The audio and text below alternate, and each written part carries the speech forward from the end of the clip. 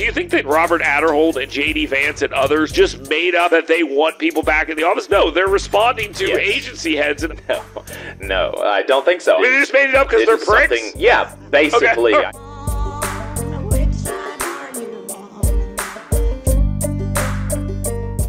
Dale Jackson here with you. Thank you very much for joining us. We appreciate you being here, and we appreciate you every single day. Jacob Morrison will be joining us on the Alabama A&M $350 million Bulldog Hotline. We're always excited to have Jacob Morrison here with us. He is with the Valley Labor Report, the Tennessee Valley Labor Report, and the guy is a union activist, a radio host here on WVNN 930 to 11. And he's doing a great job there. If you've never listened to that show, you need to check him out. Jacob, listen, I saw your tweet yesterday. And your tweet, I'm paraphrasing here, so bear with me. Your tweet said basically, hey, what's going on over here? All you government employees, you big stupid dummies. Look what you guys did. You let Donald Trump come in here and make you go back to the office. I hope you're joining a union, you morons. I mean, I'm paraphrasing, but how far off am I? Pretty far off. I just said that I do hope that federal employees are joining their unions because that is going to be the protection that federal workers have from baseless attacks on their dignity and on fairness at their jobs. And it's going to be ultimately, I think, what allows us to successfully complete the mission in some cases and to serve the American people. So it's really important that, particularly as some of those federal or some of those executive orders yesterday were based on baseless attacks on the federal workforce, that we do get organized, just like it is for every workers in every industry to get organized. Why do you say baseless attacks? Explain that to me. Why do you view it as a baseless attack on the worker? What he's saying is, get back to work. I mean, get back into the office. Now, hold on. Now, I will tell you, I understand your a little bit of your premise here, where the idea is like, what is the reason we all need to get them back to work? Like, why so much intensity towards this particular issue? We've talked before about whether or not it's really best for productivity and things like that. We've had all those conversations here on this program. My wife works from home. I don't know how that's going to affect people on Redstone Arsenal. You are hearing a lot of concern on Redstone Arsenal about this. I've gotten a lot of emails. When do we have to go back to work and things like that? I would talk to your management and advisors about what exactly you have to do and all that other stuff. That's a different thing. But why all this energy towards staying remote? Why is that?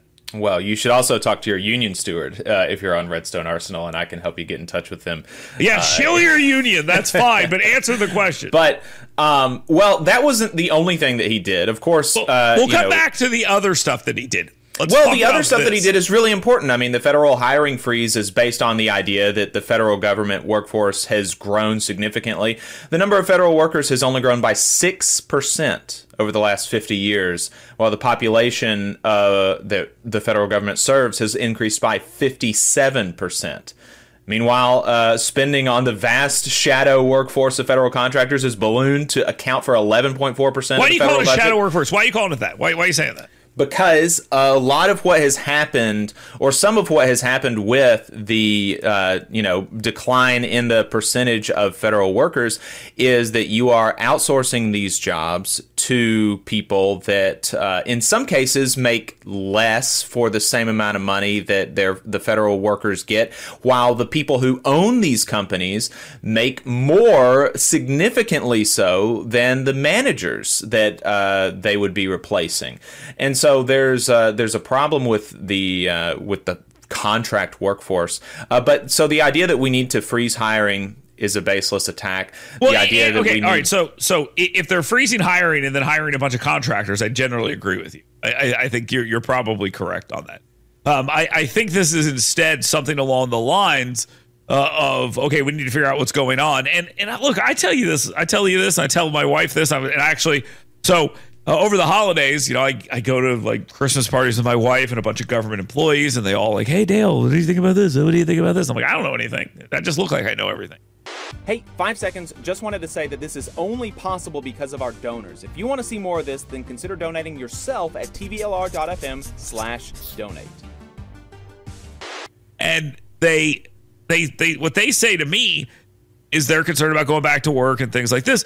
And they're kind of irritated with like their colleagues, and their colleagues not only in DC, but their colleagues sometimes locally, where like almost there's like a no work situation where they find themselves where the people are not really doing what they're supposed to be doing when working from home. And like, we're all going to get screwed because of this kind of stuff and what's happening in DC with the buildings empty and stuff like this. And there wasn't like, there was a bad PR move, in my opinion, by some of the federal employees to not really handle the remote work from home stuff as well as they should have. And I think that's really what the problem is. And, you know, do you think that like guys like Robert Adderholt and JD Vance and others just made up out of thin air that they want people back in the office? No, they're responding to agency heads and others who talk about that, right?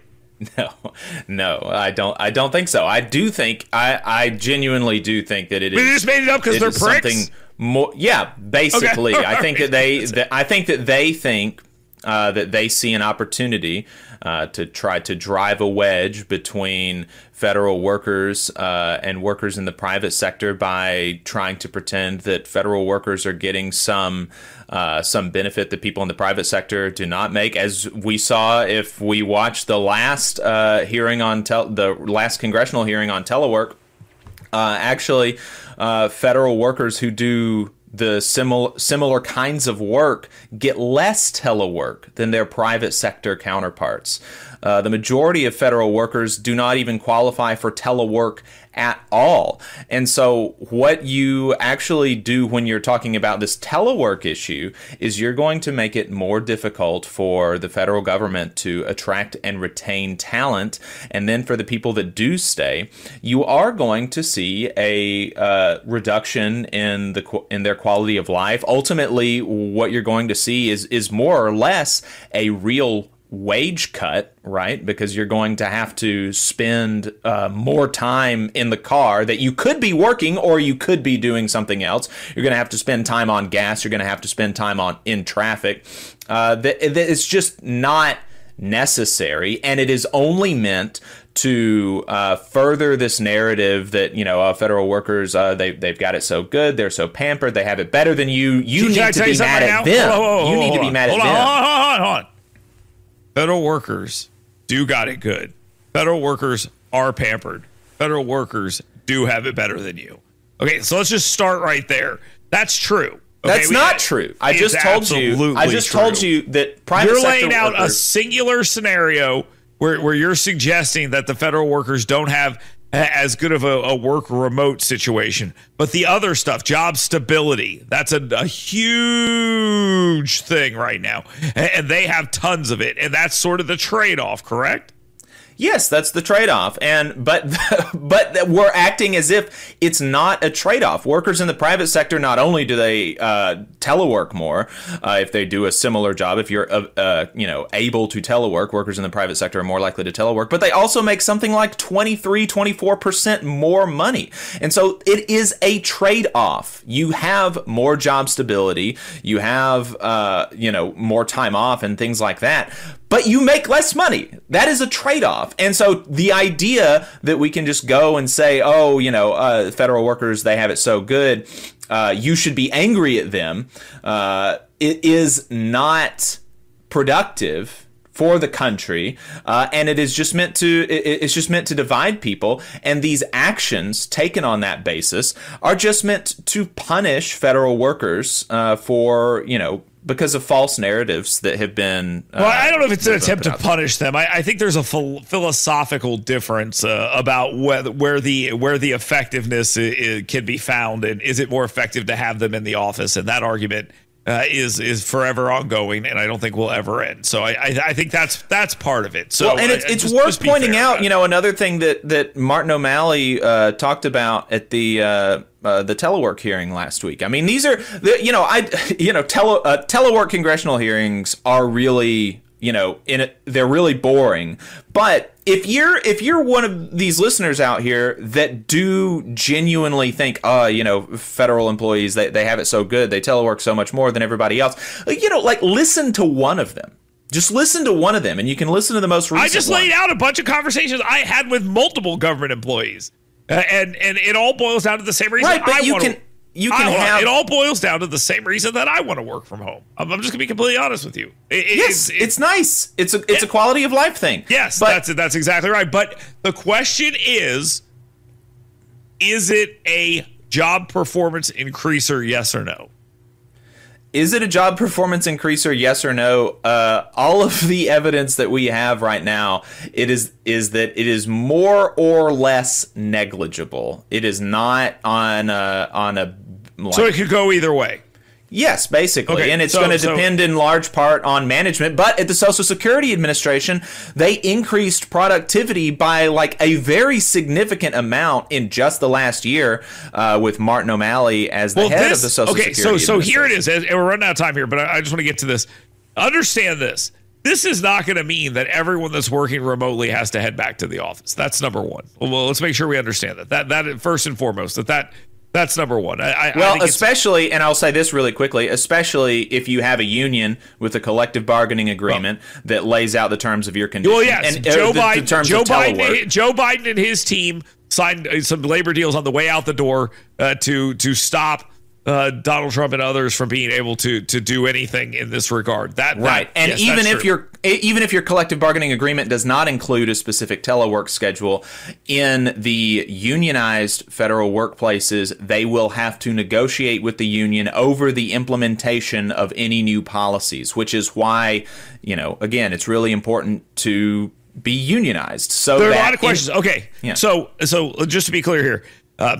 What I was going to say is there are people on Redstone Arsenal listening to this right now who are worried about this. And I'll be honest, sometimes they don't have space to work. I know that for a fact. Mm-hmm. That's an issue. So it's not every government employee is going to have to go back to work. This is just a general narrative or a general idea that the return to work is necessary or better for the government. And we're going to get into that debate that's taking place right now. So Jacob says join the union. You should have that conversation if that's something you want to do. You should listen to Jacob Morrison's show on Saturday, 9:30 to 11 right here on WVNN. Jacob, we appreciate you coming on the program and speaking with us. We do always appreciate you coming on and sharing your perspective with us. Thank you very much. You just saw a clip from the Valley Labor Report. We are live every Saturday morning from 9:30 a.m. till 12:30 p.m. And we pride ourselves on keeping all of our content free to everybody so that we can talk to as many working folks as possible. If you support the work that we're doing, you think that it's important, you think that it's good, then consider making a monthly contribution to the project, and you can do that on our website, tvlr.fm.